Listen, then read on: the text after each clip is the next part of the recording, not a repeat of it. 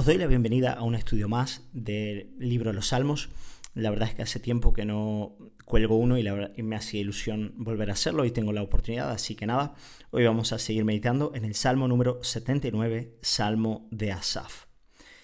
El Salmo 79 fue escrito posiblemente por uno de los descendientes de Asaf, quien sobrevivió a la invasión babilónica del reino del sur de Judá y permaneció en la ciudad desolada aproximadamente en el año 587 a.C.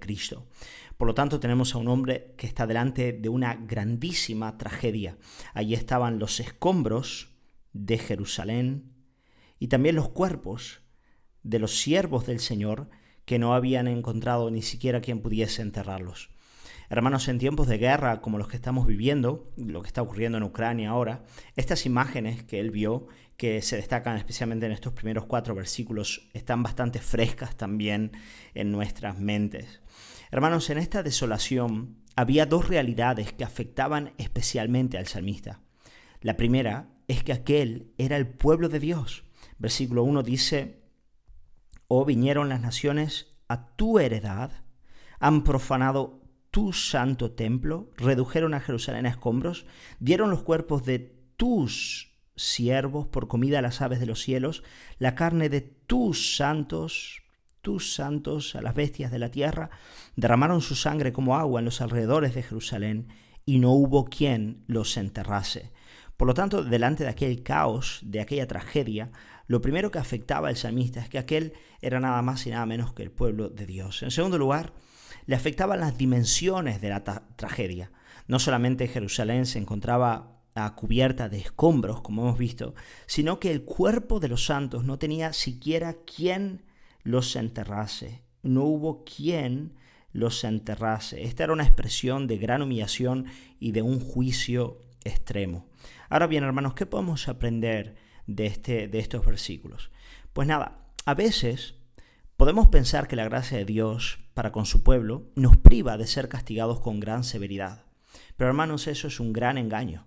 Antes, en muchas ocasiones, la mano del Padre puede ser dura en la disciplina de su pueblo. Y el amor que hemos recibido de parte de Él aumenta en gran medida nuestra responsabilidad. Esto es lo que les dijo Amós al pueblo de Dios, en capítulo 3, versículos 1 y 2, cuando él dice: «Oíd esta palabra que ha hablado Jehová contra vosotros, hijos de Israel, contra toda la familia que hice subir de la tierra de Egipto.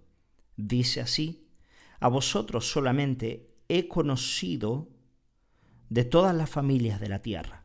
Hermanos, este conocimiento implica amor electivo. A vosotros solamente os he amado con un amor especial de entre todas las familias de la tierra. ¿Y cuál es la consecuencia? Por tanto, os castigaré por todas vuestras maldades. Por lo tanto, queridos hermanos, la gracia de Dios, lejos de apartar de nosotros el castigo, es la que muchas veces trae sobre nosotros una mayor consecuencia a causa de nuestro pecado en términos de disciplina. Esa es la razón por la que en Corintios, por ejemplo, los hermanos que tomaban indignamente la cena del Señor dormían, en otras palabras, morían, eran castigados con la misma muerte. Por eso hacemos bien en tener siempre fresca la advertencia de Hebreos capítulo 10, versículos 28 al 31, cuando dice: «El que viola la ley de Moisés, por el testimonio de 2 o de 3 testigos, muere irremisiblemente. ¿Cuánto mayor castigo pensáis que merecerá el que pisoteara al Hijo de Dios y tuviere por inmunda la sangre del pacto en la cual fue santificado, e hiciera afrenta al Espíritu de gracia? Pues conocemos al que dijo: mía es la venganza, yo daré el pago, dice el Señor. Y otra vez, el Señor juzgará a su pueblo. Horrenda cosa es caer en manos del Dios vivo». Por lo tanto, queridos hermanos, no seamos livianos con el pecado. No tentemos al Señor. No nos engañemos pensando que estos eran juicios restringidos al antiguo pacto. Lo veis aquí. El pueblo del nuevo pacto también está bajo la mano severa del Padre. Recordemos a Ananías y a Zafira, por ejemplo. Recordemos, como dije antes, a los hermanos de Corintio. Y temamos delante de nuestro Dios. Pues nada, ¿qué hace el salmista ante la desolación causada por el juicio de Dios. Pues nada, en este punto muchos se rebelan, ¿no es verdad? Cuando Dios viene con su juicio sobre sus vidas, se enfadan, se apartan definitivamente de Dios. Pero no fue ese el caso del salmista. A pesar de estar entre escombros, él seguía teniendo tratos con Dios. Y esta es siempre una manifestación de que de verdad somos hijos. El hijo, bajo la disciplina, responde. El santo siempre se vuelve a Dios. Lejos de apartarse del Señor, cuanto más pesa la mano del Padre, más Él es atraído hacia Él. Por lo tanto, siempre tenemos que preguntarnos cómo respondemos ante los escombros causados por nuestro pecado. ¿Cómo respondemos cuando los juicios de Dios caen sobre nosotros? ¿Nos apartamos con rabia o corremos hacia Él? Bueno, gracias a Dios, el salmista corrió hacia Dios y lo hizo tomando algunos pasos bien importantes que vamos a considerar. En primer lugar, el salmista reconoce abiertamente que aquellos escombros eran expresión del juicio de Dios. Mirad lo que dice versículo 4. Somos afrentados de nuestros vecinos, escarnecidos y burlados de los que están en nuestros alrededores. ¿Hasta cuándo, oh Jehová? Oh Jehová, ¿estarás airado para siempre? ¿Arderá como fuego tu celo? Derrama tu ira sobre las naciones que no te conocen y sobre los reinos que no invocan tu nombre. Hermanos, aunque el salmista reconocía que eran las naciones vecinas y era Babilonia la que estaba atacando a Israel, por encima de todo eso, él reconocía la ira de Dios, la mano del Altísimo. Y esto es bien importante en nuestras vidas también. Debemos aprender a ir de las causas secundarias de nuestros males a la causa primaria y siempre reconocer que Dios, muy por encima de todos nuestros escombros y tragedias, Dios está actuando. Lo segundo que hace el salmista después de reconocer la mano de Dios en todo aquello es arrepentirse y confesar sus pecados. Versículo 8, primera parte, dice: no recuerdes contra nosotros las iniquidades de nuestros antepasados. Luego versículo 9, segunda parte, dice: líbranos y perdona nuestros pecados. Por lo tanto, el salmista reconoce que lo que estaban viviendo era consecuencia, en primer lugar, del pecado de sus padres, porque Dios, mediante sus profetas, había advertido a la nación una y otra vez a que se arrepintiesen y no lo hicieron, pero también sus propios pecados estaban pesando sobre ellos. Y el salmista lo confiesa, el salmista lo reconoce. Eso es lo que todo creyente también debe aprender a hacer.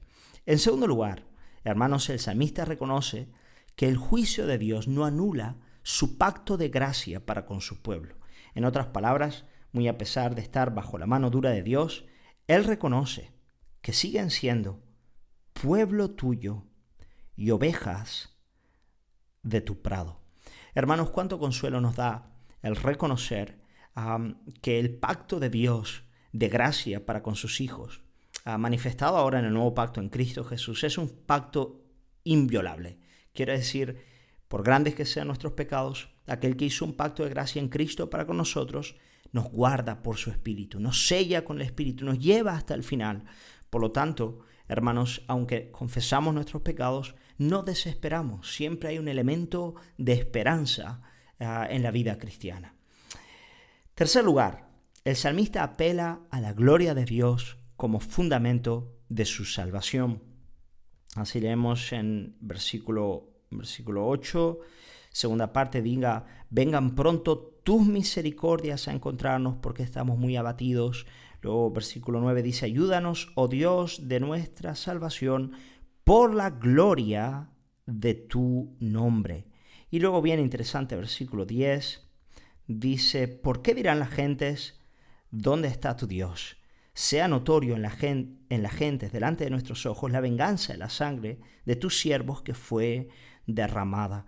Por lo tanto, al pedir que Dios les salve, el salmista recuerda que la salvación del pueblo de Dios está anclada a la gloria de Dios y a la fama de Dios. Por lo tanto, es en base a esas realidades que él ruega por sus misericordias. Hermanos, nosotros también podemos hacer eso. Nosotros podemos clamar al Señor y recordarle que nuestra única esperanza está ligada a Cristo, a la gloria de Cristo en nosotros, a la obra de Cristo a nuestro favor. Recordamos que es en Él en quien el Padre nos da salvación. Pues nada, hermanos, es posible que esté hablando en este audio, esté hablando con algunos que están viviendo bajo los escombros de su pecado. Tal vez cuando tú ves tu vida, tú dices, wow, estoy padeciendo por causa de mi pecado, ¿qué puedo hacer? Pues nada, tienes el Salmo 79, léelo, ora en base a él, reconociendo la mano de Dios sobre ti, pidiendo perdón, apelando a su gloria, apelando a la obra de Cristo y descansando en que ciertamente Dios te responderá.